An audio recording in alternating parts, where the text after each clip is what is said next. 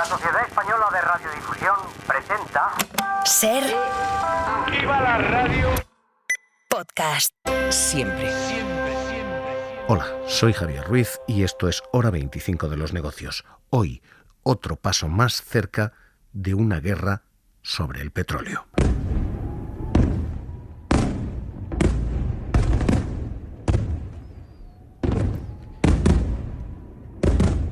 Este es el sonido de los bombardeos de Irán sobre Israel. Y la respuesta de Israel es inminente. Israel dice que va a bombardear instalaciones petrolíferas de Irán. Joe Biden ha hablado esta tarde y después de decir, sí, estamos discutiendo eso.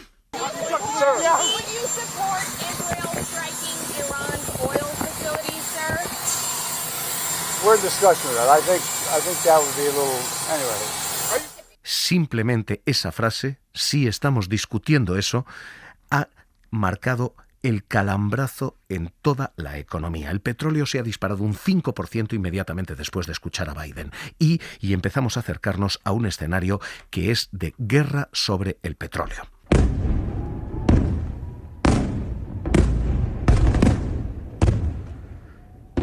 Israel ha atacado ya Palestina, Yemen, Líbano.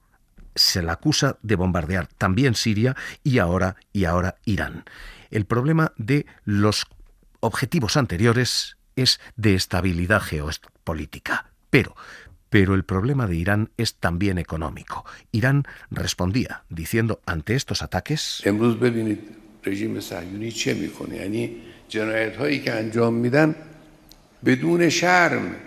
que iba a haber una respuesta y efectivamente la hubo. Tardó literalmente horas en contestar.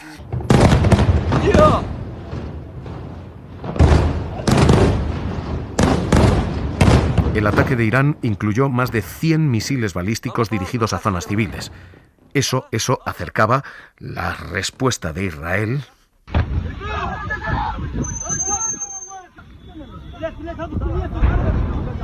Y esa respuesta, la de Israel, es atacar instalaciones petroleras.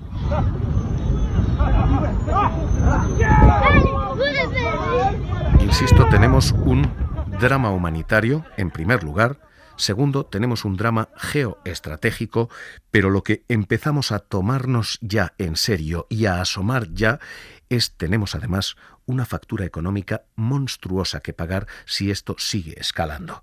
Hoy Citi dice, un ataque de Israel sobre instalaciones principales puede retirar del mercado 1,5 millones de barriles al día. Si el ataque es menor, estamos hablando de cerca de entre 300 y 450.000 barriles al día. Pero hay un impacto muy claro y es que el precio del petróleo se va a disparar y con eso se puede disparar el precio de todo. Puede volver la inflación. Hoy la Unión Europea pide contención, pide no atacar eso, instalaciones ni nucleares ni petroleras, decía Borrell. La firme petición, exigencia de la Unión Europea para que no se ataquen instalaciones nucleares. Esta ha sido nuestra posición en Ucrania o en Rusia cuando esta posibilidad se ha presentado. Estos ataques son extremadamente peligrosos y tienen un grave potencial de crear consecuencias de una dimensión incalculable.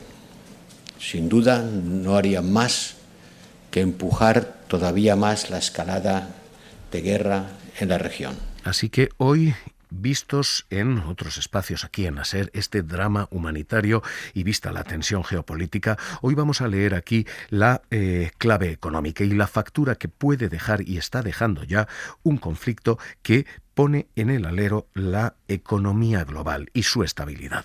Para empezar, Wall Street está descontando ya que vamos camino de una guerra, cada vez con más probabilidad, una guerra en todo el Golfo Pérsico. Wall Street cifra ahora en 45%. Esas posibilidades la semana pasada apenas eran un 30%. Los tambores de guerra suenan más y más fuertes y esto es doblemente peligroso. Primero, ¿por dónde ocurre? En el Golfo Pérsico. y ese golfo es el responsable del 30% del comercio internacional del petróleo. 1 de cada 3 barriles que se compran y venden pasa por aquella zona. Y segundo, porque tiene como jugador a Irán. Irán es el 8º mayor productor de crudo del planeta, un 5% de la producción total. Irán es el 4º país con mayores reservas de crudo del globo. Irán ha vuelto a ser un jugador muy importante y el dominó que puede desembocar puede llegar incluso a España. Sí, si hay una guerra, si Irán deja de producir petróleo, si el petróleo se encarece, y todo esto hasta ahora ha ido pasando, eso puede encarecer todo el transporte. En España el 90% de las mercancías se transportan por carretera.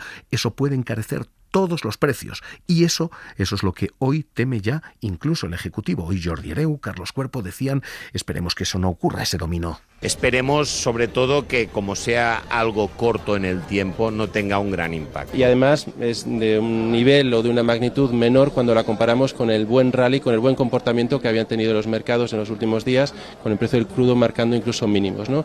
Aquí estamos, por lo tanto, muy vigilantes. Pero lo cierto es que los mercados empiezan a descontar esto ya. Hay 3 impactos de aquí en adelante. Primero, el puro de petróleo. Segundo, el del comercio, porque por aquella zona también desfila el resto del comercio internacional. Y tercero, el de la estabilidad y la volatilidad que se ha disparado completamente. Así que, paso a paso, 3 impactos por delante todavía. Primero, el crudo. Israel could target Iranian oil facilities, Rishabh. Well, definitely what we are learning that Israel and Israel Defense Forces are looking into the possibilities of que en estos momentos centra la atención de todos los informativos financieros también en la zona, como están oyendo. Carlos Sevilla, ¿qué tal? Muy buenas noches. Hola, buenas noches. Y que hoy se ha vuelto a disparar. En cuanto los mercados han oído a Biden decir sí, estamos discutiendo atacar instalaciones petroleras, en cuanto eso ha ocurrido, el crudo ha saltado. Sí, el precio del petróleo sigue escalando. El barril de Texas, de referencia en Estados Unidos, ha registrado hoy subidas de más del 5% que le han llevado a superar los $73 el barril. El petróleo Brent, que sirve como referencia en Europa, se ha notado hoy subidas superiores a los 4 puntos porcentuales y el barril ha llegado a situarse por encima de los $77. Recordemos que el precio del petróleo venía de marcar a finales de agosto su nivel más bajo de los últimos 2 años y medio, y desde que se conoció el ataque de Hezbolá sobre Israel el martes, el crudo se ha encarecido más de un 8%.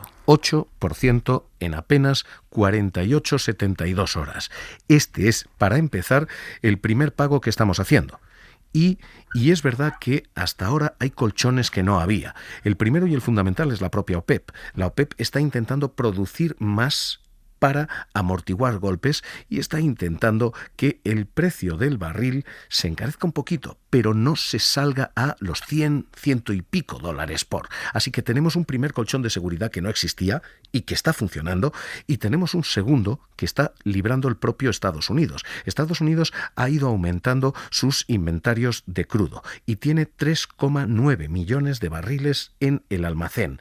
Pero lo cierto es que ahora mismo el temor es el de la vuelta a 1973, a una crisis petrolera que hizo que el crudo subiera en apenas unos días un 50% y que se impusieran sanciones a Irán, sanciones que 1974 Mike Wallace preguntaba a el entonces responsable de Irán. Sheikh Yamani told me a week ago in Riyadh that he was very optimistic that during February there was going to come the disengagement between Syria and Israel and the oil embargo would be lifted. He was optimistic. That optimism obviously Wallace contaba entonces que había muchas dudas y que había mucho optimismo. Entonces aquel embargo del petróleo iba a acabar, pero I don't know why you attach so much importance to this embargo on the United States, really. Why should you care about that? You are not short of oil. Pero Irán decía, ustedes siguen comprándonos. Y cuando Wallace decía, oiga, ¿están viendo ustedes lo que han provocado? Las colas en las carreteras, las colas en las gasolineras.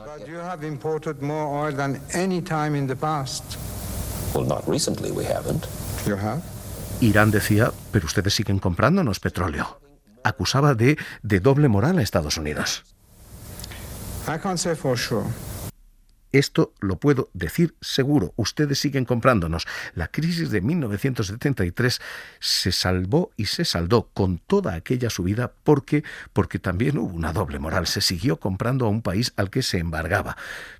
pero en estos momentos esa situación ya no es factible. Así que lo primero que tenemos es una enorme preocupación en el crudo y un problema que puede hacer saltar los precios. Si el precio del petróleo salta, el precio del transporte salta y todo lo que compramos, todo salta otra vez. Tenemos exactamente una vuelta a la inflación y este es el primer gran riesgo que tenemos. El segundo es que por el Golfo y por el Estrecho de Ormuz hay un enorme volumen de comercio internacional y eso ahora mismo puede encarecerse también. De hecho, se está encareciendo ya porque esto coincide con la huelga de los estibadores americanos.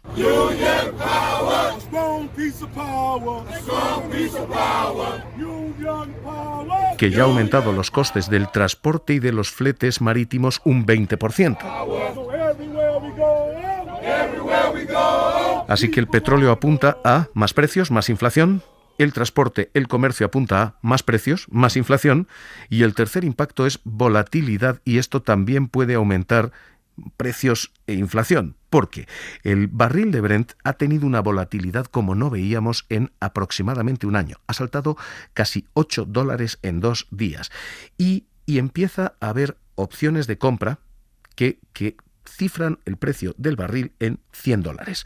Las opciones de compra no es comprar el barril, es comprar la opción. Es decir, si el barril se encarece por encima de ese punto, uno puede tener la opción de comprarlo a esa opción, al 100, que es lo que compró en su día. Si el precio no llega a 100, no es necesario ejecutar esa opción. Esto, en cualquier caso, aunque ahora mismo no se estén pagando los $100 por barril, significan dónde está el miedo de quienes comercian con el crudo, en los $100. Y esto se está comerciando y disparando ya. Así que lo que tenemos ahora mismo, también en esto, en volatilidad, es otra clave que apunta a más precios, más inflación. Tanto el petróleo, como el comercio, como Wall Street, las tres están descontando que esto nos va a salir muy, muy, muy caro. Federico Steinberg, investigador principal del Real Instituto Elcano desde Washington. ¿Qué tal? Muy buenas noches. Hola, muy buenas noches. Hemos escuchado a Biden, señor Steinberg, decir sí, estamos discutiendo el ataque a instalaciones petroleras y el petróleo se ha disparado ya. ¿Tenemos un riesgo de conflicto regional generalizado? ¿Vamos a un conflicto con el petróleo como rehén? Bueno, tenemos que ver cuál es la respuesta exactamente de Israel y en todo caso, si nos basamos solamente en el análisis económico que habéis comentado, yo subrayaría que la producción que tiene Irán en este momento, en torno a los 3 millones de barriles al día, se podría sustituir por otros países de la OPEP y también se podría sustituir teniendo en cuenta que en este momento hay una capacidad ociosa en términos generales energética en el mundo importante, es decir, no estamos como en los años 70 porque la estructura de la economía mundial ha cambiado bastante. Ahora bien, si se producen ataques a instalaciones de petróleo o Irán, como consecuencia de los ataques, decide cerrar el estrecho de Hormuz, entonces podríamos tener problemas más importantes que dependerán de cuánto duren estos precios más altos, que insisto, 77 tampoco es un precio tan alto comparado con otros episodios que hemos vivido. Entonces, no tenemos un riesgo inminente de que se dispare aquí la inflación, porque este es el gran temor, que empiece a arder el petróleo y que eso haga arder todos los precios. ¿Tenemos un riesgo de inflación o no? Efectivamente, el miedo que tenemos es que, como hemos visto a lo largo de la historia, precios del petróleo altos terminan siendo un indicador muy poderoso de recesión. Esto lo vimos en la crisis del 2008 con un petróleo que llegó a 147 y lo vimos en los 70 también, como habéis mencionado. En este momento yo todavía tendría un punto de cautela, porque para que el elevado precio del petróleo se filtre a la inflación de una manera más permanente, tiene que mantenerse en niveles altos durante bastante tiempo, y eso va a depender mucho de los acontecimientos, como indicabais, políticos y militares. Si hay una respuesta más contenida por parte de Israel y, como pasó hace unos meses, se da por zanjado el episodio, es decir, Irán se vio compelido a intervenir, Israel a reaccionar, pero ahí se paró la escalada. En ese caso los precios retornarían a una cierta normalidad seguramente en el medio plazo y no tendríamos impactos en los precios generales, en la inflación, en los transportes, en la gasolina, que se vean reflejados de manera muy clara más adelante, ¿no? Otra cosa es volatilidad enorme. Si eso no es el caso y el precio del petróleo se va manteniendo más alto porque hay una escalada en vez de una desescalada, una contención, pues entonces tendríamos más problemas. Aún así, insisto, el Oriente Medio es menos relevante que en los años 70 para el conjunto de la producción de petróleo. Hay una última clave, y es una clave de largo plazo. Hasta ahora hemos estado viviendo lo que los historiadores, los economistas han calificado como el dividendo de la paz. Ese dividendo de la paz es literalmente el gastar dinero en actividad productiva porque no había que gastarla ni en ejército ni en defensa. Ese dividendo de la paz parece haber terminado y lo admiten incluso presidentes como el propio Pedro Sánchez, que anunciaba: We're actually talking and we're actually spending more in defense, not only on the total amount, but also on the investment package. So I think it's important, it is crucial to reinforce and strengthen our ties, our collaboration with anunciaba en Estados Unidos, en Naciones Unidas, que sí, que iba a haber un aumento aquí también del gasto militar y del desembolso que se hace a la OTAN. Federico Steinberg, se acaba el dividendo de la paz. Para la economía vamos a tener que desviar dinero a defensa y restarlo a otras actividades más productivas. Bueno, yo creo que está clarísimo que vamos a gastar más en defensa en porcentaje del PIB y en concreto España es uno de los países que más tiene que hacer esfuerzos porque tiene un gasto en defensa sobre PIB en torno al 1,4%, muy por debajo del compromiso del 2% de los miembros de la OTAN y de otros países de OTAN que están por encima, o de Estados Unidos, que ya sea con Trump o con Harris, va a pedir que gastemos más. La cuestión es si se puede convertir esa inversión en defensa en posteriormente innovación y crecimiento, que es en lo que los estadounidenses son muy hábiles, como sabemos a lo largo de la historia. Para eso la Unión Europea necesita gastar conjuntamente, necesitamos un plan de defensa vinculada con la política industrial, de lo que también habló el informe Draghi, y por lo tanto efectivamente vamos a gastar más en defensa. Otra cuestión es que eso vaya a ser un gasto, digámoslo, a fondo perdido. No debería serlo si podemos canalizar de eso después hacia inversiones productivas, tecnología y una industria de defensa más potente. Pues Federico Steinberg, investigador principal del Real Instituto Elcano desde Washington, Universidad Autónoma de Madrid, gracias por estar con nosotros aquí en La SER. Un abrazo. Gracias a vosotros. Hoy esta es la primera parte de toda esta factura bélica. Esta es la de los perdedores y lo que vamos a pagar.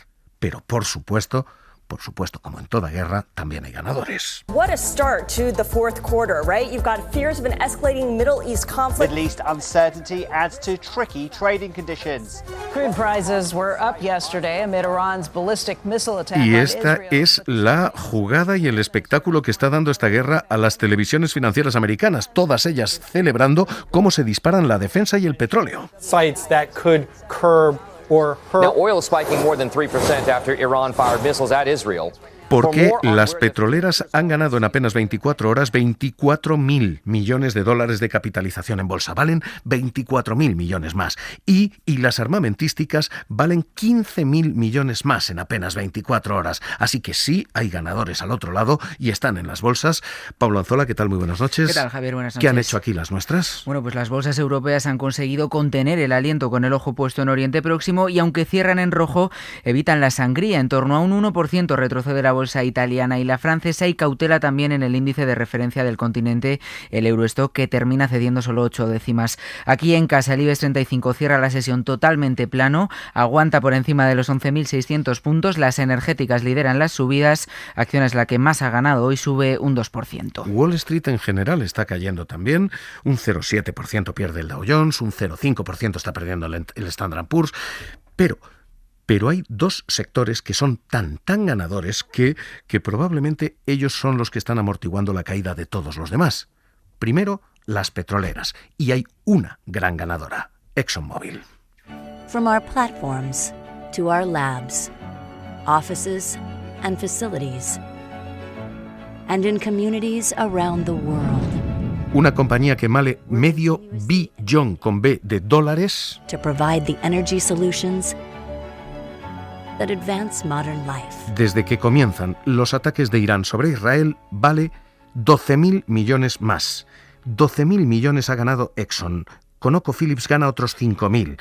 Chevron gana otros 5.000. Y EOG, otra de las grandes petroleras americanas, gana otros 2.300. En total, 24.000 millones ganan en 24 horas las petroleras americanas. 24.000 millones es exactamente lo que España se gasta en los servicios públicos básicos, justicia, defensa, seguridad ciudadana y cooperación para el desarrollo. Eso es lo que han ganado las petroleras en 24 horas. In the air, in cyberspace, outer space, or on the cutting edge of science. Y esta es la otra ganadora, Lockheed Martin. Be taken lightly. Y la industria armamentística. That's why, when millions of people are counting on you, you can count on us. To build the impossible. Lockheed Martin ha ganado 5.000 millones más en bolsa desde que comenzaron los bombardeos iraníes. Las 5 grandes compañías de armamento americanas valen 15.000 millones más. Son 15.000 millones más rentables. Son Lockheed, Northrop, General Dynamics, Raytheon y Boeing. Juntas ganan tanto como lo que el Estado Central Español gasta en sanidad, en educación y en cultura juntos, en un año. Esto es lo que esa industria ha ganado en 24 horas. Así que tenemos clarísimamente grandes ganadores que ya lo eran desde la guerra de Ucrania, petroleras y armamentísticas. Álvaro Blasco, ATL Capital, ¿qué tal? Muy buenas noches. Muy buenas noches. Hay, en fin, sectores ganadores aquí. Las petroleras van a seguir subiendo dada esta tensión. ¿Podemos ver al sector del crudo hacerse algo más fuerte? Pues yo creo que sí, pero es una cosa de corto plazo en principio. Por lo que hemos oído de OPEP Plus y algunos de los países productores, están dispuestos a aumentar la producción si se produce, digamos, una tensión excesiva en los precios. Pensamos que es algo transitorio, pero que por supuesto en estos momentos pues se puede todavía ganar dinero invirtiendo en algunas petroleras, ¿no? O sea que es una buena opción. Y a partir de aquí hay una duda y es, esto va a ser volátil, va a ser muy, muy nervioso durante mucho tiempo aparentemente. ¿Qué hacer? ¿Buscar refugio en letras, en valores, en bonos más seguros o exponerse a la bolsa? ¿Qué hacer ahora? Bueno, yo creo que ahora mismo lo que estudiar bien es si estamos en el perfil de riesgo que queremos tener. Indudablemente los inversores conservadores pues tendrán que seguir invirtiendo en letras del Tesoro, aunque está bajando su rentabilidad, y la recomendación es comprar bonos de más duración, bonos a 3 o 4 años que a lo mejor no nos dan más rentabilidad, pero sí nos dan una rentabilidad más importante a lo largo de un periodo mucho más largo, puesto que según bajen los tipos, las inversiones a corto tipo las del Tesoro pues van a ir bajando rápidamente, ¿no? ¿Para aquel que tiene bolsa? Bueno, pues nosotros creemos que ahí debe estar el dinero que no vamos a disponer en los próximos 2 o 3 años y por lo tanto deberíamos aguantar en las posiciones actuales. Pues Álvaro Blasco, ATL Capital, gracias, un abrazo. Igualmente, buenas noches. Esta es la factura de la guerra con ganadores y sobre todo con perdedores.